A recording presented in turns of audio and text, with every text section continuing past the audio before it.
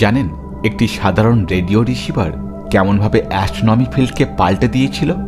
Radio কথাটা শুনলেই আমাদের মাথায় আসে ট্রানজিস্টার সেট, যাকে অন করে টিউনিং করলেই হয় কোনো নিউজ অথবা এন্টারটেনমেন্ট শুরু হয়ে যায়।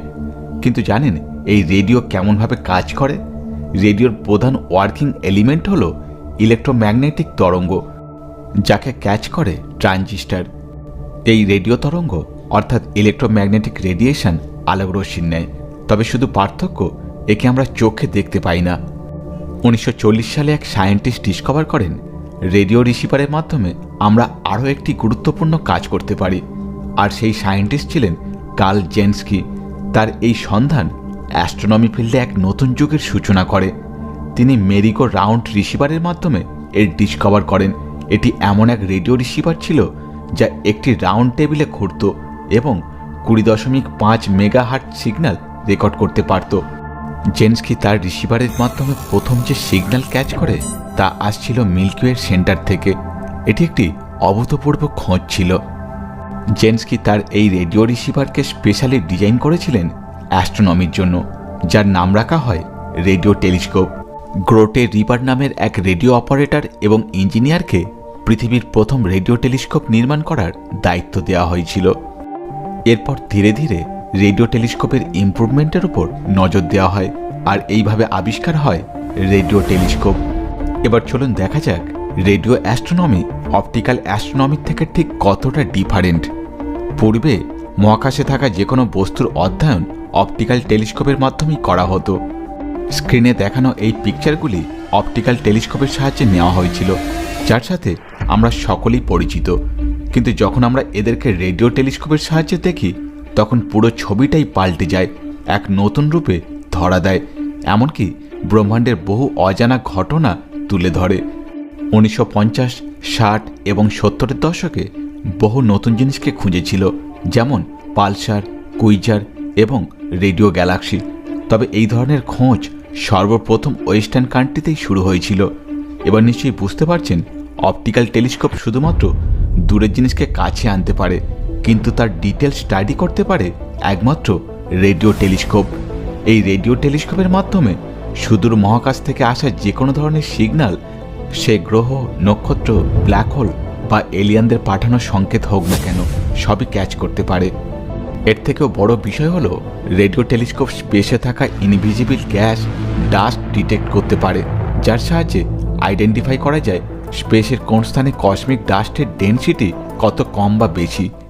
এর থেকে সায়েন্টিস্টদের বুঝতে সুবিধা হয় ইউনিভার্সের কোন স্থানে কত বেশি স্টার বা প্ল্যানেট থাকতে পারে, কারণ কোনো স্টার বা প্ল্যানেট একমাত্র স্পেসের সেই সকল স্থানে বেশি দেখা যায় যেখানে গ্যাস এবং ডাস্ট পার্টিকেলের ডেনসিটি বেশি থাকে। শুধু তাই নয়, সায়েন্টিস্টরা মনে করেন ইউনিভার্সের জন্মের পর ঠিক কেমন অবস্থা তৈরি হয়েছিল এবং তারপর প্রথম স্টার ফরমেশন কেমনভাবে শুরু হয়, গ্যালাক্সির লাইফ সাইকেল, এমনকি সুদূর গ্যালাক্সি থেকে আসা ভিনগ্রহীর সিগন্যালকেও ক্যাচ করতে সক্ষম এই রেডিও টেলিস্কোপ। এবার চলুন দেখা যাক রেডিও টেলিস্কোপ ঠিক কেমনভাবে কাজ করে। যে কোনো রেডিও টেলিস্কোপের মাঝখানে একটি বড় ডিস্ক থাকে, আর সামনে থাকে রেডিও রিসিভার। কোনো গ্যালাক্সি থেকে আসা সিগন্যাল প্রথম ক্যাচ করে সামনে থাকা রেডিও রিসিভার, যেখান থেকে উইক সিগন্যালকে অ্যাম্প্লিফায়ারের সাহায্যে আরও স্ট্রং করা হয়, যার পর এই সিগন্যালকে অপটিক্যাল ফাইবারের সাহায্যে পাঠানো হয় সুপার কম্পিউটার ডিভাইস পর্যন্ত। এরপর ডিজিটাল সিস্টেমে রেডিও সিস্টেমকে প্রসেস করা হয়, তবে এখান থেকে কোনো ছবি পাওয়া যায় না। এই সিস্টেমে ছবির পরিবর্তে উঠে আসে ভিন্ন ধরনের সংকেত। এরপর কাজ শুরু হয় অ্যাস্ট্রোনমারদের। তারা ডিজিটাল সিস্টেমে উঠে আসা এই সকল রেডিও সংকেত থেকে ছবি তৈরি করতে এক ধরনের বিশেষ সফটওয়্যারের সাহায্য নেয়, যার পর সেই অবজেক্টের ইমেজ তৈরি করা হয়। জানেন রেডিও টেলিস্কোপকে নির্জন স্থানে কেন তৈরি করা হয়? রেডিও টেলিস্কোপ নির্মাণ করার জন্য প্রয়োজন হয় একটি বড় এরিয়া, যেখানে রেডিও ইন্টারফারেন্স যেন না থাকে, অর্থাৎ এখানে কোনো প্রকারের loud sound, mobile signal, television signal, এমনকি হাই ভোল্টেজ ইলেকট্রিসিটির ইন্টারফারেন্স যেন না থাকে। কারণ স্পেসের বহু দূর থেকে আসা সিগন্যাল আর্থ অ্যাটমসফিয়ারের সংস্পর্শে আসা মাত্রই দুর্বল হয়ে যায়। তার উপর এই ধরনের ইন্টারফারেন্স সিগন্যালকে আরও উইক করে দিতে পারে। আমরা সকলেই জানি বর্তমানে পৃথিবীর লার্জেস্ট টেলিস্কোপ চায়নার পিংতাং রিজনে অবস্থিত, যার নাম ফার্স্ট, তবে বেশি দিন ওয়ার্ল্ড লার্জেস্ট টেলিস্কোপের খেতাব হয়তো ধরে রাখতে পারবে না। তবে সেই বিষয়ে যাবার পূর্বে চলুন দেখে নেওয়া যাক বর্তমানে world second largest radio telescope ঠিক কোন অবস্থায় রয়েছে। কয়েক বছর আগে পর্যন্ত ওয়ার্ল্ড লার্জেস্ট রেডিও টেলিস্কোপ ছিল দ্য আরসিবো টেলিস্কোপ, যেটি পুর্তোরিকোতে অবস্থিত। 1963-তে এস্টাবলিশ হওয়া এই টেলিস্কোপকে মেনলি তৈরি করা হয়েছিল প্ল্যানেট, অ্যাস্টেরয়েড এবং আয়নোস্ফিয়ারকে স্টাডি করার জন্য। এতে রয়েছে পাওয়ারফুল র্যাডার সিস্টেম। দীর্ঘ কয়েক দশক ধরে ডিসকভার করেছে বহু distant Galaxy, fast exoplanet, ancient molecules এবং ফাস্ট মিলিসেকেন্ড পালসার। কিন্তু আনফর্চুনেটলি ডিসেম্বর 2020-তে আসা পাওয়ারফুল হ্যারিকেনের জন্য আরসিবো কলাপস করেছে। এবার চলুন দেখা যাক আরসিবো টেলিস্কোপের থেকে ফাস্ট টেলিস্কোপ ঠিক কতটা বড়। এই দুটি টেলিস্কোপ দেখতে খানিকটা একই রকম, বাউল শেপড। ফাস্ট টেলিস্কোপের ডিশের ডায়ামিটার 500 মিটার, যা প্রায় দ্বিগুণ বেশি এরিয়া কভার করে আরসিবোর তুলনায়। অ্যাকচুয়ালি এই ডিশ স্পেস থেকে আসা সিগন্যালকে রিফাইন করে। অপরদিকে আরসিবোর ডিশের ডায়ামিটার 305 মিটার।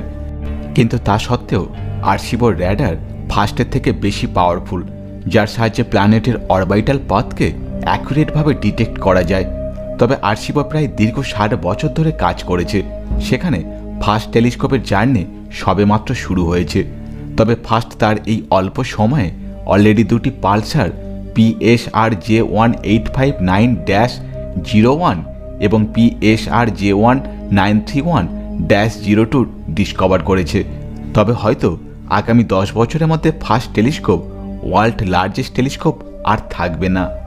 স্কাও অর্থাৎ square kilometre array observatory council, যার হেডকোয়ার্টার ইউকে, যার প্রধান লক্ষ্য রেডিও অ্যাস্ট্রোনমি। 2021 সালের ফেব্রুয়ারিতে স্কাওয়ের তরফ থেকে একটি প্রপোজাল পাস হয়, যেখানে বলা হয় আগামী 10 বছরের মধ্যে তারা ওয়ার্ল্ড লার্জেস্ট রেডিও টেলিস্কোপ বানাতে চলেছে। আর এই কাজে সাহায্য করবে পৃথিবীর 10টি দেশ: Australia, Canada, China, India, Italy, New Zealand, south Africa, Sweden, Netherland এবং ইউকে। আর এই প্রজেক্ট তৈরি হবে ইউকে গভর্নমেন্টের অবজারভেশনে। অর্গানাইজেশনের তরফ থেকে বলা হয়েছে এই টেলিস্কোপ এতটাই পাওয়ারফুল হবে যে উইক থেকে উইক সিগন্যালকেও ক্যাচ করতে পারবে, যার পর অ্যাস্ট্রোনমি ফিল্ডে এক যুগান্তকারী পরিবর্তন আসতে পারে। সেই সময় হয়তো ভিনগ্রহী সংকেত অর্থাৎ এলিয়ান সিগন্যালকেও ক্যাচ করা সম্ভব হবে। ভিডিও কেমন লাগলো কমেন্ট করে জানাতে ভুলবেন না। ভালো লাগলে একটা লাইক, বন্ধুদের মধ্যে শেয়ার, আর সায়েন্স এবং অ্যাস্ট্রোনমি সংক্রান্ত যে কোনো ধরনের আপডেট পেতে আমাদের এই চ্যানেলটিকে সাবস্ক্রাইব করে পাশে থাকা বেল আইকনটি প্রেস করে অল করে দিন। দেখা হচ্ছে পরবর্তী ভিডিওতে, সঙ্গে থাকুন।